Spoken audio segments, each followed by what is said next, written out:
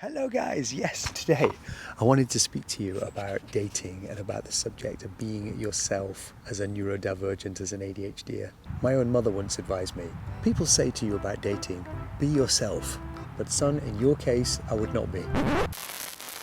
Although it was one of her jokes, an interesting idea here because people are often telling me this about dating, oh, be yourself, Richie, when I talk about the way I dress, things like this. I do go through stages with this, but I often like to be very colourful, eccentric, but in the dating world, videos about how you should dress, stylish ways, what women like, this is seen as the worst, most unattractive look.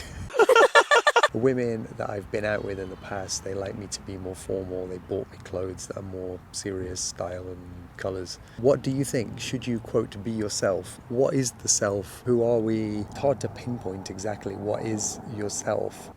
Sometimes women I've dated have wanted me to be calmer in my demeanour, less charismatic and jokey and eccentric and this kind of thing. And some people would say, oh, that's not really the right person for you.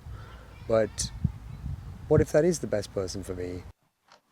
Maybe the person that would embrace that kind of behaviour or more might be nuts and maybe not best for my not a great person to be with in other ways. I do actually like calmer women than me because I think it makes a nice balance. I think two big characters in one room in one relationship is not always the best idea, although it can work. I do know couples like that, but I think when one of you is a big character like I am, it nicely balances when one of you is on the quieter side. And I think women on the quieter side, they also like the quieter look, the calmer colours, the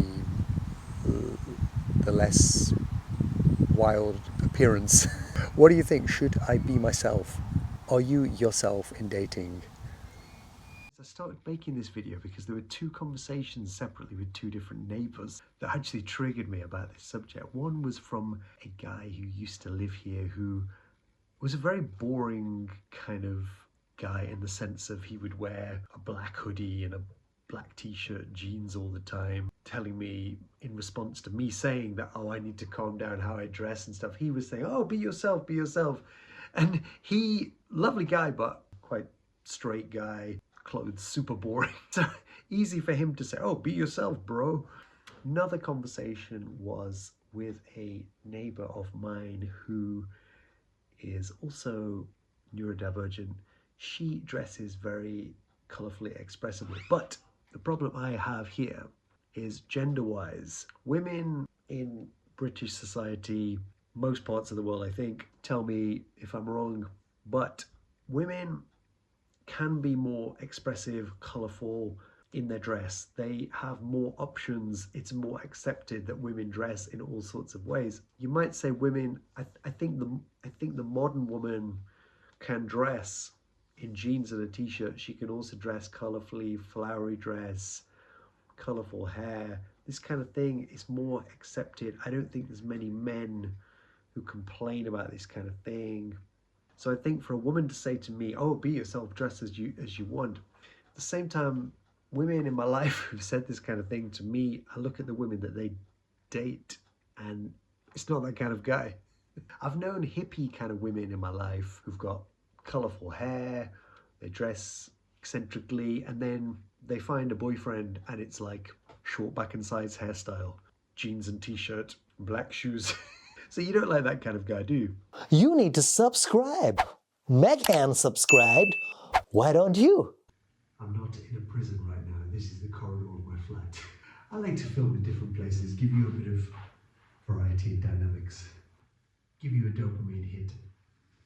The other interesting thing since filming the other part is how I'm starting to think about masking and how that plays into this equation. And this is another interesting point when people say about be yourself, because at what point are you kind of masking? And obviously we all want to impress somebody, and I think, for example, the first date kind of situation, does anybody really fully act as themselves on a first date. Of course, you want to give a good impression and things like that, and later on, you get to know each other, you can act differently. I think that's natural with anybody, and there's nothing wrong with that.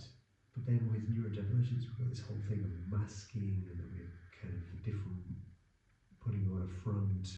But then you've got other concepts like, for example, mindfulness, where you're being a bit more considerate about the way you are and watching, kind of being in the moment and stuff like that. How do you measure that in this thing of this concept of being yourself? I think this is a curious subject, and one that if you bring it up with people, they have this certainty about, oh, be yourself, you should be this way. But I'm not sure anyone really knows the truth of dating and how we should be with one another, relationships, things like this.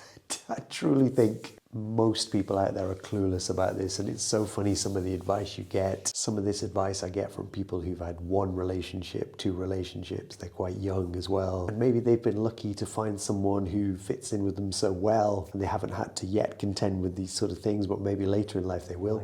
But frankly, my dating life has been an utter disaster of late, and I wouldn't say I've given up, but I'm not putting myself out there. I'm not on dating sites, anything like this. Maybe I do need to figure out my ADHD, which is part of doing this channel, kind of helping others, but also figuring out who I am.